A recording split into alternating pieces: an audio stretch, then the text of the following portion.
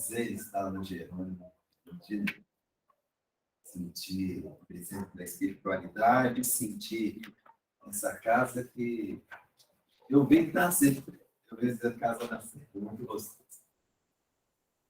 Hoje eu trouxe uma história do Chico, o irmão X. Irmão X é Humberto de Campos e ele tem a grata tarefa de mostrar aquilo que os evangelhos não tiveram tempo nem espaço para contar.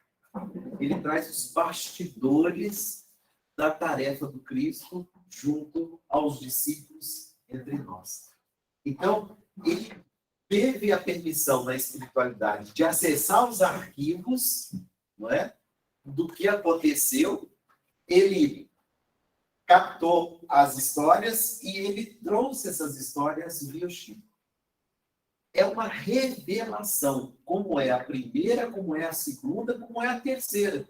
Nós estamos dentro da terceira revelação, que é o Espiritismo, mas o Chico trouxe outras revelações dentro do Espiritismo, que é os bastidores do Evangelho. Então, nós vamos contar aqui a história de Pedro. E a leitura falou sobre o apóstolo. Existe uma grande diferença entre discípulo e apóstolo. Discípulo é aquele que estuda com o mestre. E apóstolo é aquele que divulga a mensagem do mestre. Um apóstolo nem sempre é um discípulo, mas todo discípulo é um apóstolo. Deu para entender? Então, assim, Pedro é discípulo e é apóstolo. Por quê? Ele aprendeu com Cristo. Então, enquanto Cristo estava vivo, ele era aprendiz, ou seja, discípulo. O Cristo morreu, ele virou um apóstolo. Mas durante a estada com o Cristo, eles também divulgavam. Lembra que o Cristo falou assim, saiam de 2 em 2 e vão divulgar? Naquele momento, eles estavam sendo apóstolos. Mas só naquele momento. Quando eles voltavam a ser discípulos. E nós vamos mostrar um Pedro discípulo. E poucos conhecem o Pedro discípulo. Por quê, Daniel? A gente ficou com o Pedro apóstolo. A gente fica com a imagem do Pedro de um homem fantástico. Um homem que deu a vida pelo Cristo. Mas o discípulo teve muita dificuldade. E é disso que nós vamos falar. Então, por favor, anotem esse livro, Luz Acima. Por quê, Daniel? Porque eu vou narrar em preto e branco. Olha só a capa do livro, né? Toda colorida e bonita. Eu vou ter que narrar em preto e branco. E aí vocês vão ficar cheios de vontade de conhecer a história do real. E aí eu indico, vai lá. Luz Acima, capítulo 31, os maiores inimigos. Tá? Do que trata? Trata de uma conversa de Pedro com Jesus sobre aonde estão os nossos maiores inimigos. Olha só. Certa feita, Simão Pedro perguntou a Jesus: Senhor, como saberei onde vivem nossos maiores inimigos? Quero combatê-los, a fim de trabalhar com eficiência pelo reino de Deus. Aí vem Jesus. O ritmo é outro. Até as vibrações são outras. Olha o que ele fala. A experiência, Pedro, tudo nos revela no momento preciso. Vocês sentiram na fala do Pedro que tem um pescador de há 2000 anos atrás que pescava com molinete, não era? Era molinete, vale, rede. Então devia ser um homem vigoroso, forte. Com certeza. Um homem muito instruído e delicado, não é isso? Esse não era Pedro, não. Como que era Pedro, Daniel? Bronco. Já viu o estivador do poço? É algo parecido com isso. Um homem forte, um homem vigoroso. Ele tem algumas características que é importantíssimo, que tem a ver com essa coisa dele ser pescador. Pedro é inflexível. Alguém sabe disso? Não se dobra. Ou é sim, ou é não. Não tem mais ou menos. Aí imagina com Jesus alguém que fala sim ou não. Para Jesus é difícil, porque Jesus tem uma outra percepção da realidade. Jesus já veio, a experiência tudo nos mostra. Aí olha o Pedro. Oh, a experiência demora muitíssimo. Vê se não é um pescador falando. Ele está pensando assim, para ensinar alguém a pescar, eu preciso de pelo menos uns 10 anos. Ninguém vira pescador de um ano para o outro. Imagina te dar um barco para você pescar, de um ano para o outro, falar assim, sai e vai pescar. Você não volta. Pode ter certeza que você não volta. Se voltar, traz o peixe. Se trouxer o peixe, o barco fica. Um ano não dá. E aí ele vai dizer, Senhor, demora muito. Eu quero, igual a Júlia. Ó, pedagoga é tudo assim. Não, vamos lá, que final do ano, ela já está pensando no final do ano. Ela já está pensando no final do ano. A gente não está no meio do ano, ela já está pensando no final. Pedagoga é assim. Jesus volta para Pedro e diz, para os que possuem olhos de ver e ouvidos de ouvir, uma hora, às vezes, basta o aprendizado de inesquecíveis lições. Uma hora. E eu vou falar para a Gil de novo. Se um mês foi importante para a escola, um mês, a escola está errada. Pode fechar a escola um mês. Não faz falta. Porque se fizer falta, alguma coisa nós estamos fazendo. A escola não pode ser o primordial. O primordial tem que ser as relações das pessoas. E é disso que Jesus está falando. Pedro, em uma hora você aprende muita coisa. Você tem que estar desperto para as lições que estão chegando. Nós estamos concluindo um ciclo de 2 anos de pandemia. O que nós aprendemos com ela? A botar máscara? A gente tem que pensar nisso. Nós somos cristãos, gente. Há 2000 anos atrás, se você falasse que era cristão, você ia para a arena. Você ia para a boca do leão. Você virava uma tocha humana. E tem centro espírita fechado, né? Por isso, parabéns, Eugênio. Não é só uma questão de abrir a casa, não. É porque as pessoas estão precisando de acolhimento. E a função do espírita é dar mostras de coragem. Não existe medo. Ah, Daniel, mas pega Covid. Pega o Covid. Mas já tem 4 vacinas. Você não tomou? Então você está indo contra a sociedade. É uma hora da gente botar a mão na cabeça assim. O que eu estou fazendo com a sociedade? Porque se tomou 4 vacinas, o que acontece? Se você pegar Covid. É uma gripezinha que o nosso presidente falou. É verdade. É pura verdade. Agora é pura verdade. Então, nós temos que refletir com o papel social de uma casa espírita. É disso que Jesus está falando. Pedro, você está pensando o que a vida pode te dar uma hora? Ou você está pensando em eternidade, Pedro? Pedro ficou desencantado. Ai, lá vem Jesus. Não, devia ser difícil lidar com Jesus, gente. Não pensa que é fácil, não, tá? Antes que Pedro pudesse retomar as interrogações, Pedro nota que alguém se esgueirava por trás de figueiras, velhas figueiras, erguidas abaixo do caminho. Eles saíram de Jerusalém e estavam indo para Jericó. E aí, uma plantação de figueira, e ele viu alguém se esgueirando. O apóstolo empalideceu e obrigou o mestre a interromper a marcha, declarando que o desconhecido era um fariseu que procurava assassiná-lo. Isso também é maravilhoso, Humberto de Campos contar, porque esse era o clima de Jesus com os discípulos. Eles morriam de medo de alguém matar Jesus. Então ele viu alguém se esgueirando, ele colocou Jesus no canto e falou assim: mestre, fica aí que nós vamos ver o que está acontecendo. Porque pode ser alguém querendo te matar. Olha o clima que eles viviam, gente. Vocês conseguem perceber a tensão que era ser discípulo de Jesus? E aí o que acontece? Vê se você já viu Pedro assim, tão delicado, olha. Com palavras ásperas, desafiou o viajante anônimo a afastar-se. Por favor, traduzam para mim o que é palavras ásperas, porque isso é um poeta chamado Humberto de Campos narrando. Ele não ia falar no popular. Vocês podem me dizer o que são palavras ásperas? De um pescador? Ele xingou.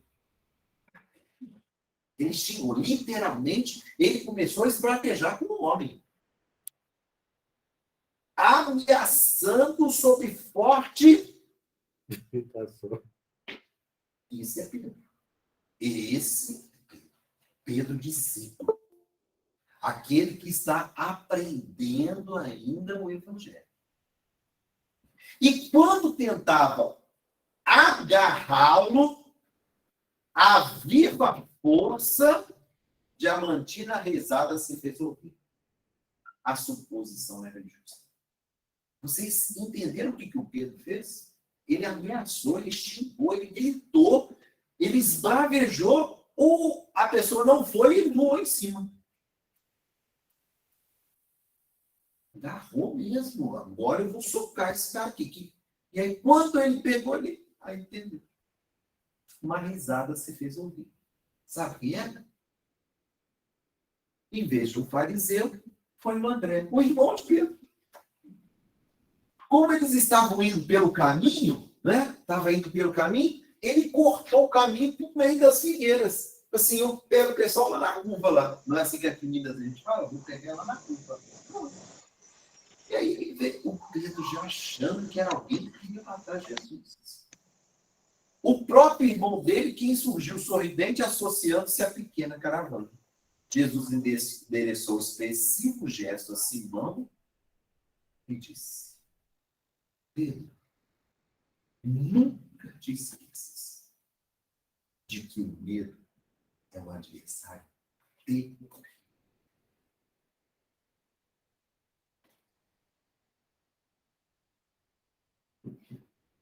Olha que interessante. O que moveu Pedro naquele minuto? Foi um minutinho só, mas o que foi? Medo. E olha, a gente vira bicho, às vezes, quando a gente tem.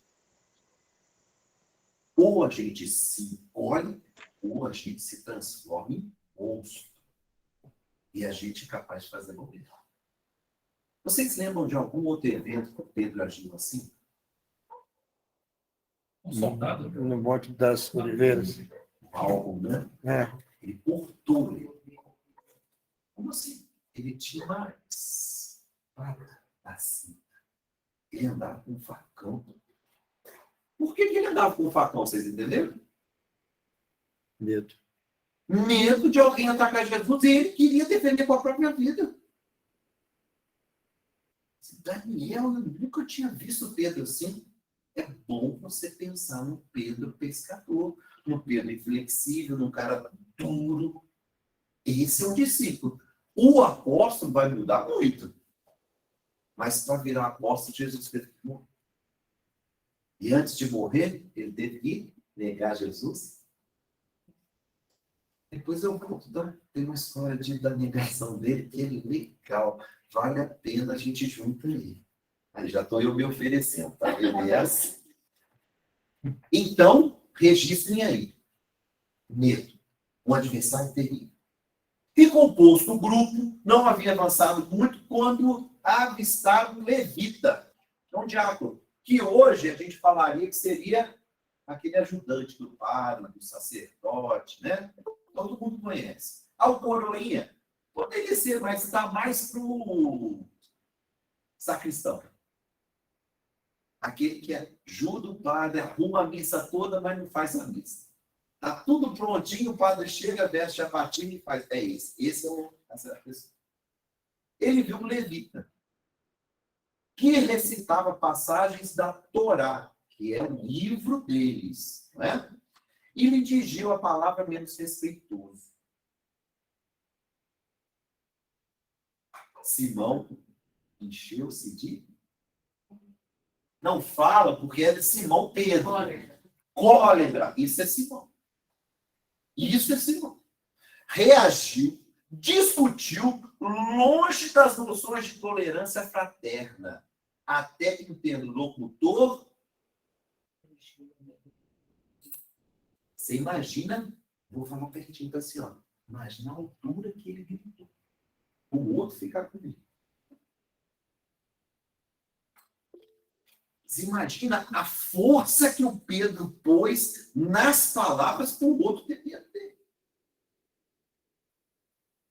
É isso que nós temos que entender da personalidade do Pedro. É um homem vigoroso. Por isso que chega o mal, ele tira esse mal, pum, porta.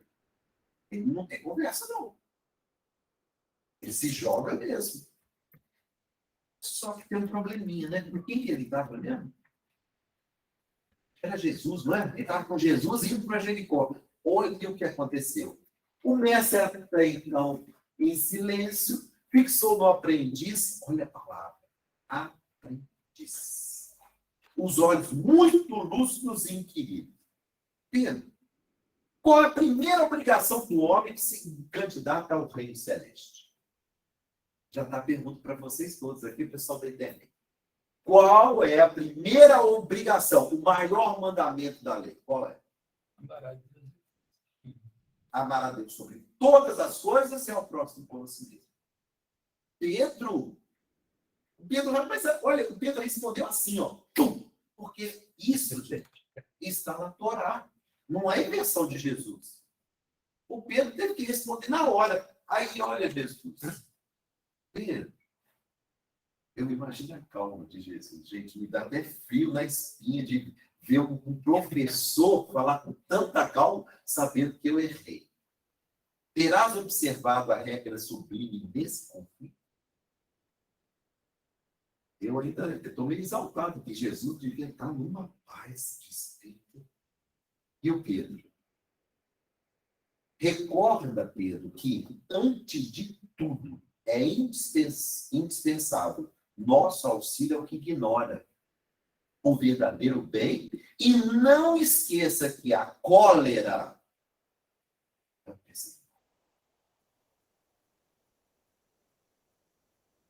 Pedro, você se deixou levar pela cólera. Ele desdenhou de você? Desdenhou. Ele quis humilhar, mas olha o que você fez, Pedro. Você chamou a cólera e ela veio. E o que você fez, Pedro? Você conseguiu espantar o leão. Ele ficou com medo de você e, ó, deixa eu ir embora que esse cara me mata. Você colocar a mão em mim, ó. Mais alguns passos estão caminhando. Da onde para onde?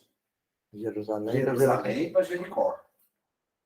Mais alguns passos se encontram Eucácio, judeu grego, dado à venda de perfumes, que informou sobre certos Ecônias, leproso curado pelo profeta Nazareno e que fugira para Jerusalém, onde acusava o Messias de falsas alegações. Nós precisamos explicar um pouquinho o contexto. Quem ficava leproso perdia a vida.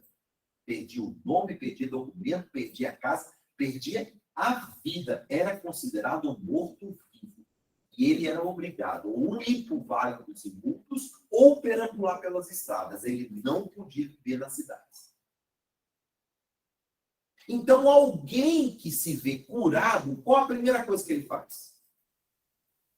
Ele volta para a cidade, principalmente Jerusalém, onde era o templo, e se apresenta. Aqui estou, curado. Se eu estou curado, estou vivo. Se eu estou vivo, eu quero minha identidade de volta. Eu quero tudo que é meu de volta. Só que Zecônias foi mais esperto. Como já existia um ânimo contra Jesus, como ele conheceu Jesus, ele se aproveitou. Assim, eu vou ganhar alguns pontinhos com os fariseus. Eu vou falar mal de Jesus, que eles vão levantar. Eu vi testemunha contra Jesus.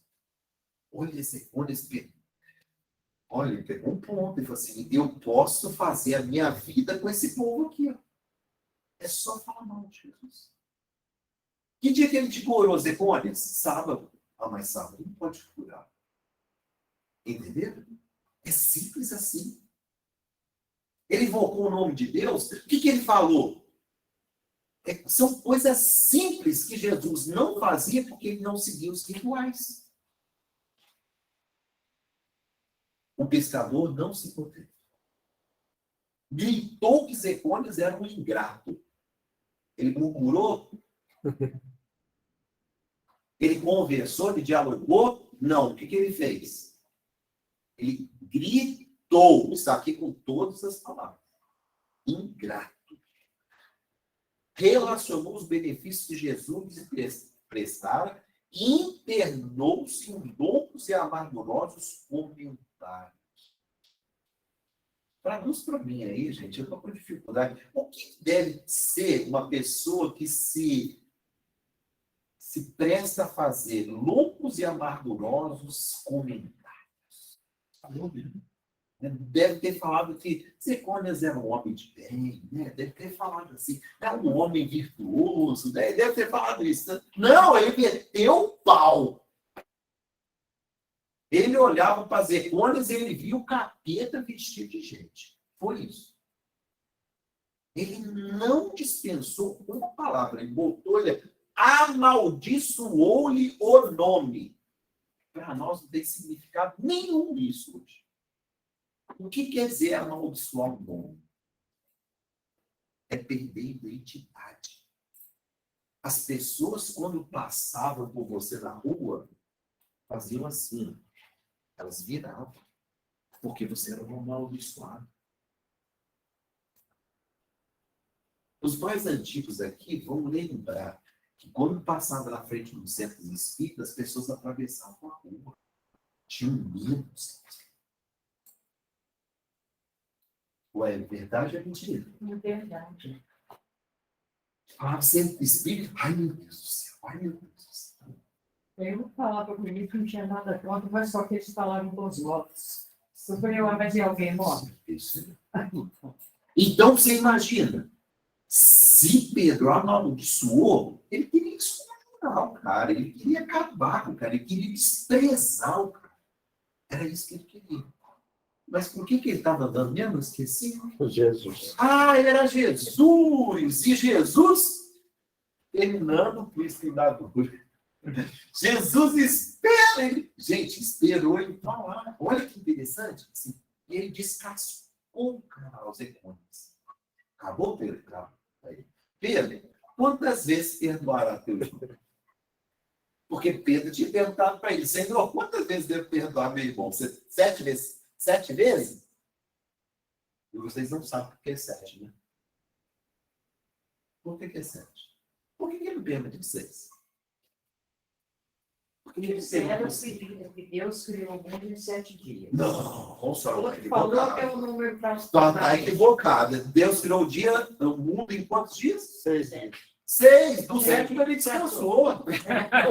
O O 7º é do descanso. O 7º Mas ele não estava nem trabalhando, ele estava descansando, porque ele já tinha criado, né? 6 E dias. viu Não. que tudo estava muito bom. Mas a gente erra, porque são 7 dias. O 7º ele descansou. Isso aí. 7 é um número muito grande. Quando você fala 7 para um judeu, dá para criar um mundo. Olha que interessante. Quando você fala com um judeu assim, 7 vezes, assim, nossa, em 7 dias Deus criou a terra. Então, é muita coisa. Pode ser pouco, mas pode ser muito. O Pedro estava colocando esse número assim, 7 vezes está bom, Senhor? Ou seja, dá para criar um mundo em 7 vezes. É muita coisa. Entenderam agora? Aí Jesus falando, Pedro, quantas vezes perdoará teu irmão? E até 70. E Jesus respondeu para ele: não, Pedro, não é 7 vezes. É 70 vezes 7 vezes. Ele estava dizendo para Pedro: Pedro, perdoa sempre. O amigo celeste contemplou o calmo e rematou: a dureza do carrasco. Você foi tudo demais.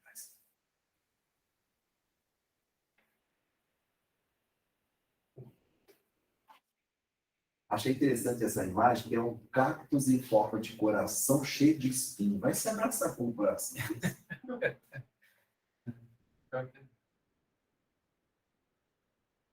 Não atravessaram grande distância e cruzaram com Rufo Gracchus. Observe que a postura do Pedro mudou. Velho romano, semi-paralítico, que lhe sorriu, desdenhoso, do alto da liteira sustentada pelos escravos fortes. Já viram, não viu? Cheio de... normalmente, de 6 a 8 escravos. Era um homem pobre? Não. Para ter 8 homens carregando uma pessoa, é alguém muito. Era um romano. Ele poderia se dirigir na mesma altura? Não, porque o romano é um conquistador. Ele é um dono da terra. O romano trata um judeu como se fosse escravo. Mas menos do que nada. Tem uma passagem no livro Há 2000 anos que é muito interessante a gente ler. No começo, não, desculpa, Paulo Estevam. No começo, quando Gesiel estava ainda com o pai, que era lá na frente, vai ser o grande adversário do Paulo, porque ele se encontra em Estevão. Então, lá no início, ele e o pai dele eram judeus e viviam junto com a irmã, que vai ser noiva do Paulo. Quando eles estão lá no início, o pai deles, Jeshedeb, ele vai na cidade fazer uma reclamação sobre terras que tomaram dele. Quando ele está indo, ele encontra com um grupo de soldados. E ele pensa assim: cumprimento ou não cumprimento? Aí ele resolve cumprimentar. Quando ele cumprimenta, os soldados viram e dizem assim: mas que petulância! Quem você acha que é para se dirigir a um oficial romano? E ele soca Jochebed, mas de arrancar sangue. E ele vai, faz a reclamação e volta. Quando ele volta, ele vê outra guarnição de soldados parada. E ele teria que passar em frente. O que ele pensa? Eu vou cumprimentar. Eu cumprimento ou não cumprimento? Se na primeira vez eu cumprimentei, ele me chamou de impenitente, de acusado, não vou cumprimentar. E ele passa quietinho. Quando ele está passando, o soldado, opa, desdenhando de nós. Quem você acha que é para não nos cumprimentar? Somos seus senhores, deve obrigação a nós. Ele soca Josebed até arrancar sangue. Isto era um judeu na frente de um romano. Então, imagina o Rufo Gracchus em cima de uma liteira, olhando com desprezo para o Pedro. Olha o que vai acontecer. Marcando no gesto sarcástico, ele sentiu o desprezo do Rufo Gracchus por ele. Simão falou sem rebuço. Ele gritou? Ele não é bobo. Ele não é bobo. Ele falou. Desejaria curar aquele pecador impenitente a fim de dobrar-lhe o coração para Deus. Então ele falou com quem? Com os discípulos, com os amigos. Assim, o Rufo não ouviu. Assim, gente, mas eu queria dobrar aquele homem. Se eu pudesse, eu dobrava ele. Olha que interessante. Por que ele não gritou agora? Medo. Mas ele estava com quem mesmo? Esquece, Gilmar? Eu falei, quem que é? É Jesus. Ele estava indo de Jerusalém para Jericó com Pedro. Jesus, porém, olha o que ele fez. Afagou-lhe o ombro e ajudou. Alguém já te afagou o ombro? Gostoso, né? A gente põe a mão assim, dá aquela apertadinha assim. Foi isso que Jesus fez com Pedro. Carinhosamente. Por que instituiríamos a violência no mundo se o próprio Pai nunca se impôs em nenhum Pedro? Pedro, você quer dobrar esse homem? A sua vontade, não a vontade dele. Você quer que ele vire um cristão porque ele está te humilhando? Porque aí, se você faz ele se transformar em um cristão, aí vai te respeitar, né, Pedro? Ah, então eu faço com que o outro me respeite dobrando. Olha, isso é violência. É como os pais, às vezes, faziam com a gente, criança.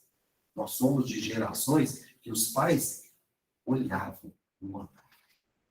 E nós, morrendo de medo, fazíamos. A gente nem sabia o que estava fazendo de errado, mas a gente parava. Alguém aqui, a mãe olhava e fazia assim. Eu sabia que eu estava fazendo alguma coisa errada, mas eu não sabia o que, mas eu parava. Não sabe por que está apanhando, mas eu sei que ele está batendo. Perceber. Mas é uma pedagogia do terror.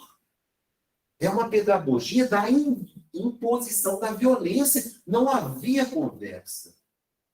Havia, muitas vezes, a dureza. Isso dava certo?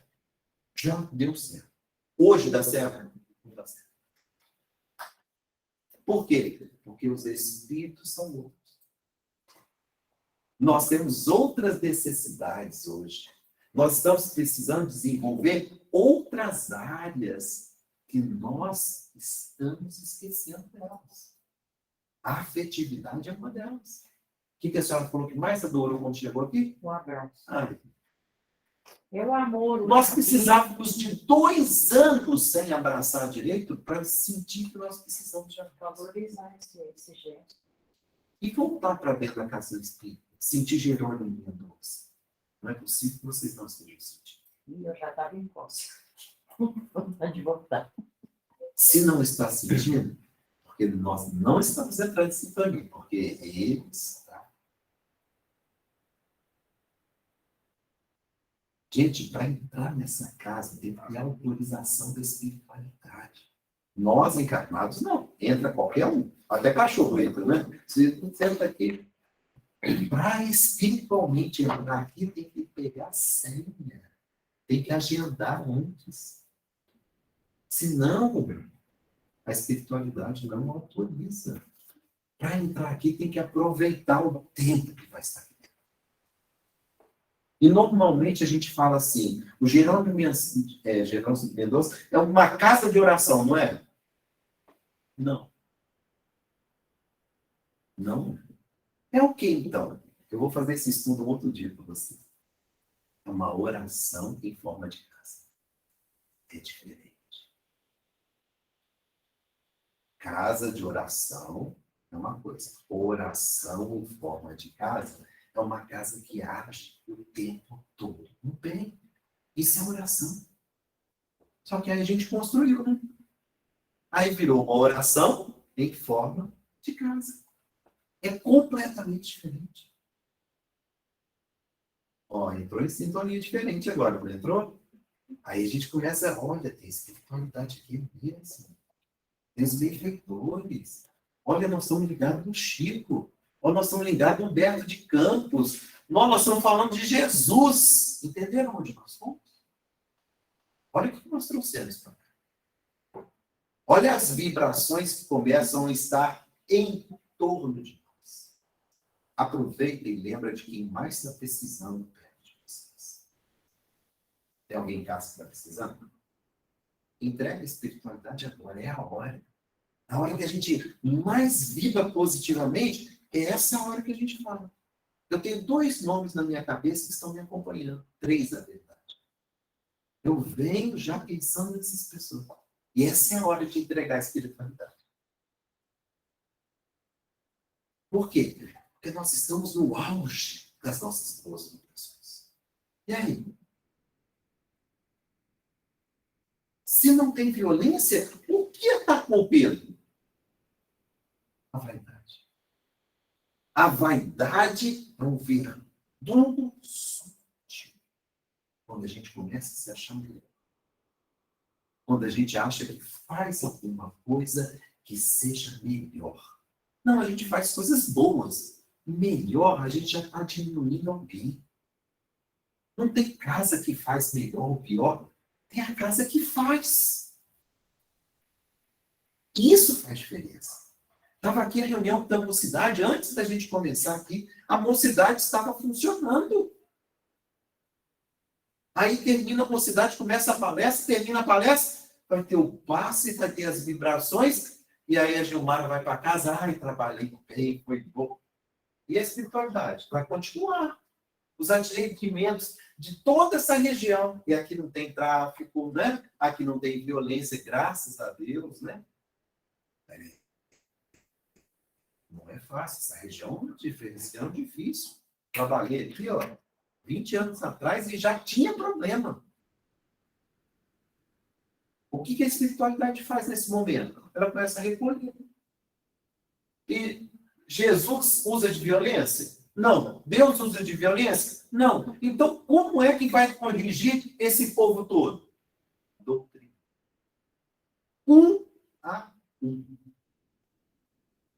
É impressionante. Mais um, vaidade. Daí a minutos, gente, era um atrás do outro. Não dava nem tempo. Daí a minutos para o repasso ligeiro, chegavam à hospedaria modesta de Aminadab, um seguidor das ideias novas, ou seja, seguidor de Jesus.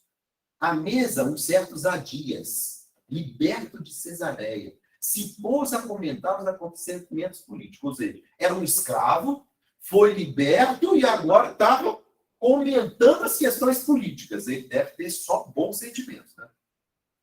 Um escravo deve ter só bons sentimentos, igual o trabalhador braçal hoje, que ganha R$1.000 por mês. Ele deve ser só falar coisa boa de presidente, INSS, patrão, é isso. Indicou os erros e desmando da corte imperial, ao que Simão...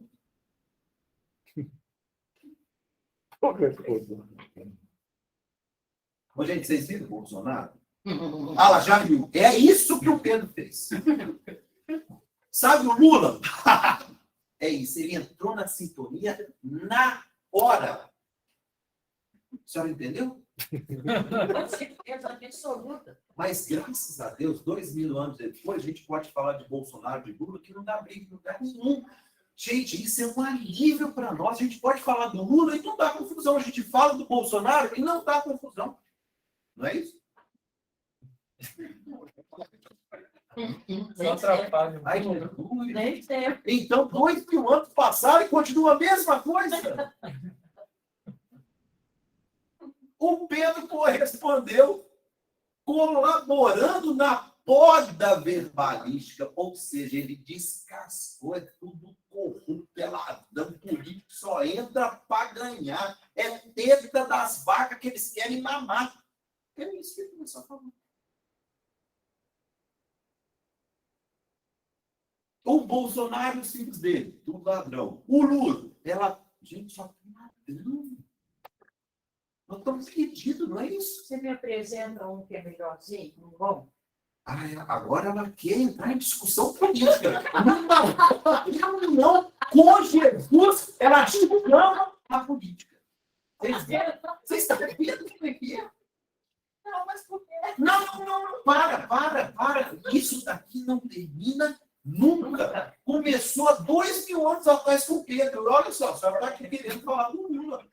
Falar do Bolsonaro, saber se tem algum que é bom. Não, Me apresenta para vou votar nele. eu também. Eu Eu vou me candidatar. Vou botar do lado.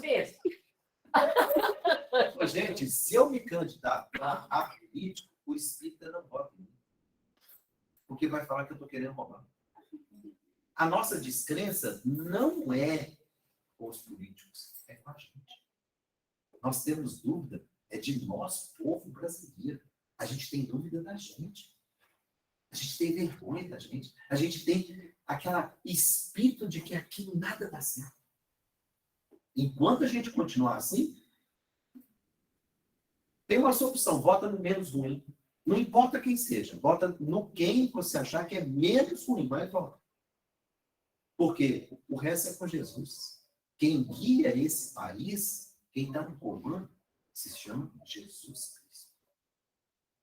E se o Lula entrou, se o Bolsonaro entrou, é porque teve permissão. E se não tivesse permissão, morria antes de assumir o cargo. Quem foi? Ah, Tancredo Neves. Interessante, né? Ganhou a eleição, mas não levou. Continuando. Dignatários e filósofos, administradores e artistas de além mar sofreram apontamentos. Quem sabe me explicar o que é ferinos? Rasga a unha. Já viu o leão quando pega na zebra? Gente, ele pula, ele pode rolar, mas não solta mas de jeito nenhum, porque a garra entra no couro do animal, ele não solta mais. É disso que ele está falando. Passa a mão assim. Acabou. Isso é um apontamento ferino. Ele estava rasgando na carne de quem estava falando. Bem, né? Ele está falando bem, vocês entenderam. Tibério foi invocado com impiedosas recriminações. Corrupto foi o mínimo que o Pedro estava morrendo. Corrupto é, olha isso daí. Corrupto. Se a gente falar que os nossos políticos são corruptos, eles ririam naquela época. Mas isso faz parte. Isso é política. Ele está com quem mesmo? Esqueci. Eu sempre esqueço com quem que ele estava. Ah, era Jesus. Aí acabou animada a palestra. Jesus perguntou ao discípulo se acaso estivera alguma vez em Roma. Ô Pedro, você já foi em Roma? Ô, gente, lembrar que o Pedro é da Palestina, ele nunca saiu do lado. O máximo que ele conhecia era Jerusalém, que é aproximadamente 70 quilômetros da distância, daqui até Barbacena. E tinha que ir a pé, tá? E, ó, subida igual daqui para Barbacena. Pedro nunca tinha saído daquela região. Assim, Pedro, você conhece Roma? Ele não, senhor, não. Aí o Cristo, olha que ele colocou. O Cristo foi o que eu fiz com a senhora. Assim, gente falando de Jesus, ela já me mostra um político. É isso. A gente não perde a oportunidade. A gente entra nessa sintonia. Aí Jesus, para largar essa sintonia, falaste com tamanha desenvoltura sobre o imperador que me pareceu estar diante de alguém que, como ele, houvesse privado ativamente. Pedro, você tomou cachaça com ele, não é possível. Você comeu lá na mesa dele, você dormiu no quarto com ele. Não é possível, Pedro. Você falou do imperador, eu tenho certeza que você conhece. Pedro, não, nunca tive lá.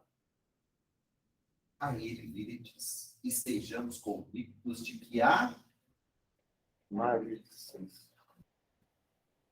Maledicência é algoz, ou seja, inimigo terrível. O pescador de Cafarnaum silenciou os conselhos. Ou seja, tudo que ele falou sobre Tibério era o quê? Mentira. Ele não conhecia. Ele falou de algo que ele não sabia. E Jesus disse bem claro: maledicência. Pedro, você fez aqui maledicência. Você não conhece, você nunca foi em Roma, você não sabe o que está acontecendo e você já está prejulgando. Isso é horrível.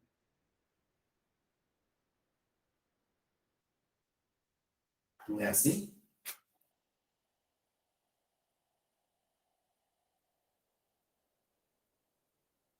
O mestre contemplou a paisagem exterior, fitando a posição do astro do dia, o sol já estava caindo, e como a consultava o tempo e voltando-se para o companheiro vigilante, acentuou. O que vocês acham que Jesus falou para ele?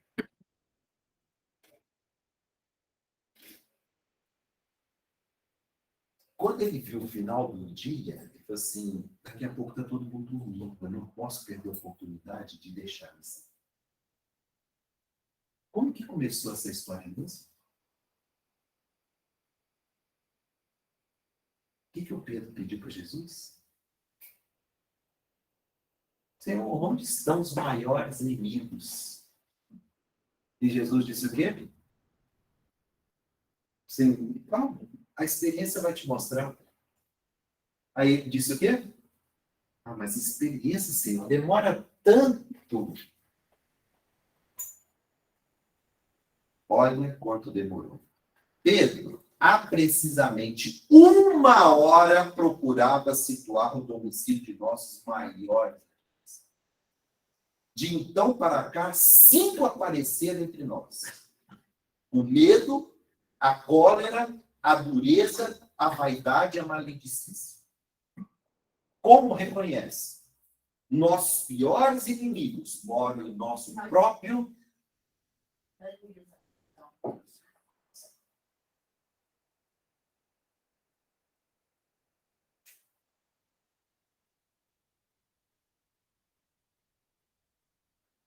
E vai me dizer que nenhum de nós já foi atacado por um deles.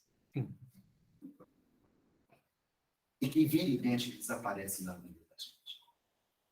Daqui a pouco nós vamos falar do Bolsonaro e você me acompanha. Não, mas não tem nada A maledicência aparece na hora. Não falem de política, porque a maledicência aparece na hora. Nós não temos condição de provar nada. As pessoas já estão falando que o Bolsonaro rouba, já disseram que o Lula rouba. Não se pode afirmar nada. Porque vem a justiça e fala assim, não deve nada, e agora? Como é que eu faço? Se a justiça falou que eu não devo nada, eu não devo nada. Mas a gente tem certeza de que o outro fez. E a gente começa a fazer o quê? Gente, daqui 4 anos vamos estar falando que o Bolsonaro roubou igual falaram do Lula. Não tem por que falaram do Fernando Henrique, falaram do Collor, falaram de todos que passaram lá. Todos eles foram ladrão.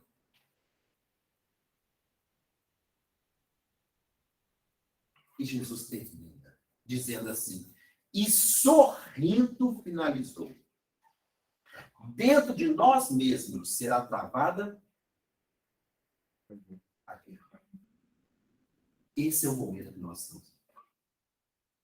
Não é o mundo exterior. Nós fomos trancados dentro de casa para olhar dentro de nós. Tem pessoas que largaram o centro, largaram a religião, largaram de orar, largaram, simplesmente largaram. E aí a gente esquece de olhar para dentro. E não são os inimigos. É o inimigo. Somos nós mesmos. Enquanto nós continuarmos a colocar a culpa no outro ou nos outros, nós continuamos vítimas.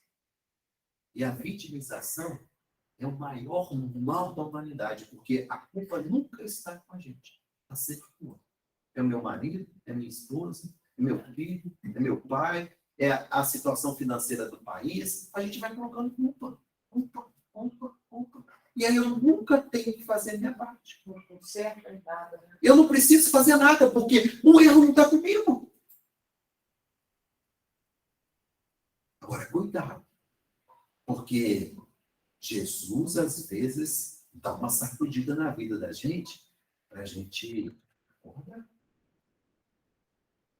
A gente precisa disso. Mas só com autorização de Jesus. Ninguém de nós tem direito de bagunçar a vida de ninguém, porque nós seremos responsáveis. Agora, Jesus, ele sabe. Ele tira, ele põe, ele dá, ele pensa. Na hora certa. Que Jesus nos abençoe. Até a próxima.